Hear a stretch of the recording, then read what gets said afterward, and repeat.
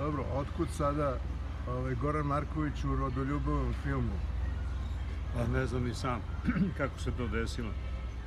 Snimio sam 2 filma koja se na neki način tiču identiteta moje nacije i oba sam očigledno napravio zato što me to interesovalo, ne zato što je to igra slučaja. Prvi o Slepi putnik na brodu ludaka je priča o Petru Kočiću, velikom srpskom pesniku koji je ovde umro pre 100 godina u Lodnici na Gubarevcu. I sama okolnost da je u vreme austro-ugarske okupacije Beograda Ludnica bila jedini, poslednji pedalj slobodne teritorije, bila za mene zanimljiva. Uopšte interesovao sam se jako mnogo za pitanje ludila, lečenja duševnih bolesnika, pročitao sam mnogo knjiga o tome i onda sam zajedno sa Vuletom Žurićem, koji je vrlo dobar mladi pisac, napravio taj tekst i snimili smo ga ovde, u Pančevu. I mogu reći da ja nisam ni im obraćao toliko pažnju na taj rodoljubivi smisao celog poduhvata, nego sam me interesovala sudbina tog čoveka o kome sam znao ono što znaju đaci u lektiri i ništa više.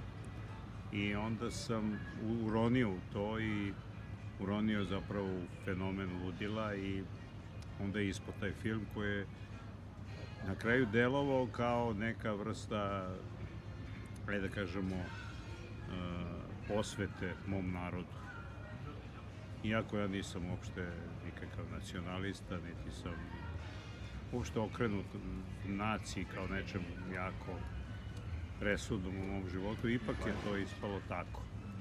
I po reakcijama ljudi, naročito, ne znam, sreo sam, kad sam bio na groblju, sam sreo neku blagajnicu tamo na groblju, pa je i ona rekla da je plakala celo vreme dok je gledala taj film, što me zapanjilo, blagajnica na groblju plače. Ali, bilo je to baš onako nešto interesantno i uopšte taj fenomen da bolest zapravo budi u ljudima plemenito osjećanje ili borba protiv bolesti takođe, kao u ostalom što sam ja i već imao slučaj sa filmom Variola Vera. Dakle, borba protiv bolesti nekako ujedinjuje ljude, spaja. Borba protiv katastrofe uopšte, naročito protiv katastrofe koja se zove bolest, je jako dramatična.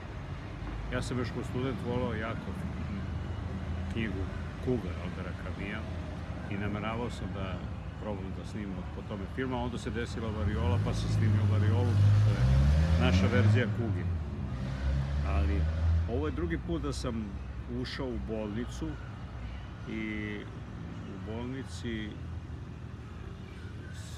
bolnica je sama po sebi već dramatičan milje. Znate, postoje neke stvari koje su filmične, na primjer hotel. Svaki hotel je filmičan. Dolazi stranac, uzima sobu, posmatra drugačijim očima grad o kome. I sve što se dešava u hotelu je interesantno. Ili voz, putovanje voza, promena mesta. Samo po sebi je dramatično. Tako je i ludnica ili kasarna ili zatvor. Ti prostori koji ograničavaju ljude je već samo po sebi dramatično.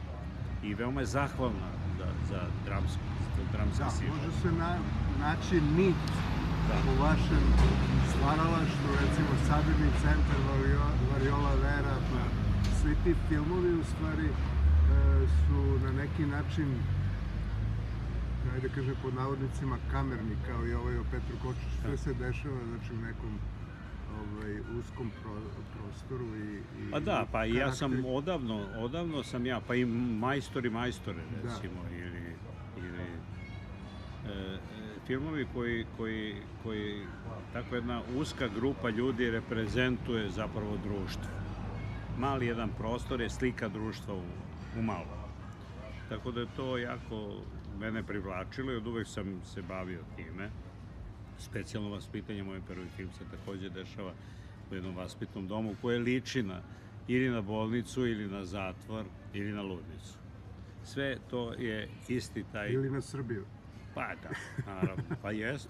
Da.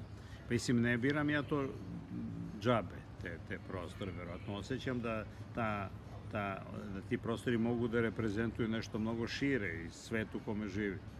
I ne radim ja to da bih se bavio ludnicama i vaspitnim ustanovama i školama, nego što te sve institucije zapravo liče na ono što je oko mene, na svetu u kome živim. Tako da je, pogotovo to da je, što je bio slučaj u Petru Kočiću, da je jedna ludnica, jedna duševna bolnica bila poslednja slobodna stopa Srbije u jednom trenutku. Znate, tih nekoliko stotina kvadrata je odjednom postalo poslednja ostupnica. Sve je bilo okupirano. Vojska, država, vlada, svi su bili na krfu, van zemlje. U zemlji nije postojalo ništa osim te ludnice.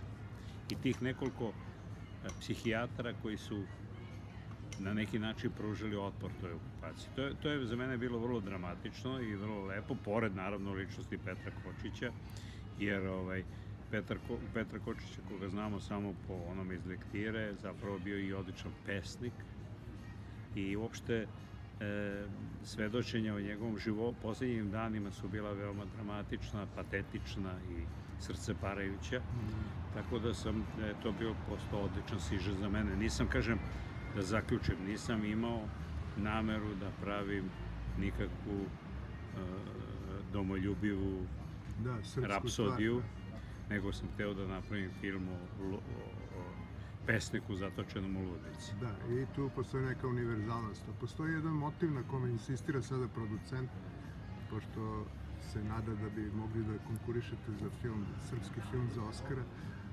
motiv tog Salierija. Znači, u filmu se pojavljuje taj austrijski pukovnik koji je neostvareni umetnik. Sve te ličnosti su postojale, ali smo im dali neke atribute koje možda nisu imali, na primjer on. Nema dokaza da je on bio literarni, da je imao literarne ambicije, ali to smo dodali, izmislili na moje insistiranje, da bismo stavili tu dramatiku između toga da jedan okupator koji može sve da uradi s jednim čovjekom, ali ne može poslednju stvar, ne može da uništi njegov talent i ne može da se spase od svoje netalentovanosti. To je isto priča u priči, jel? Tako da je to jako, mislim, bilo zabavno. Snimanje je bilo naporno jer smo imali malo vremena, ali smo se potrudili i mislim da je ispao jako dobar film. Sad da pređemo na ovaj drugi film. Da, Govorna mana na Kosovo. Da čujemo tu, šta je tu priča? Pa tu je, priča oko toga je bila vrlo interesantna. Mene su zvali Srpsko pozorište iz Gračanice. Gračanica, to je mesto pored Prištine u koje su preseljene preostale srpske institucije koje postoje na Kosovu. Između ostalog i Narodno pozorište iz Prištine se nalazi u Gračanici. I oni se ljudi bore, imaju jednu salu i pokušavaju da nešto urade s tim. I zvali su mene da bi ja uradio nešto. I ja sam onda donao svoj stari tekst Govorna mana, koji uopšte nije star, zato što je ispostavilo se kad smo tamo došli da to radimo, da se ni za dlaku nije promenilo za 20 godina ono što je taj tekst opisivao. Ja sam njega napravio kao neku vrstu suprotstavljanja diktaturi Slobodana Miloševića. Međutim, sad su okolnosti potpuno iste i sve što je važilo u to vreme važi i sad. Tako da film nije morao uopšte da se prilagođava sadašnjem trenutku, od su komad. Onda kad smo već napravili taj komad, onda su oni rekli da će oni da igraju tu po nekim srpskim enklava, da ima 3 babe žive i 10-ak ljudi i da je to se odigrava uglavnom na polju, na trgovima i na ulicama. I onda sam pomislio da bi to bilo zanimljivo da se snimi i producent Svetozar Cvetković i ja smo organizovali snimanje same predstave, a onda smo krenuli sa jednim kombijem na tu turneju po tim enklavama.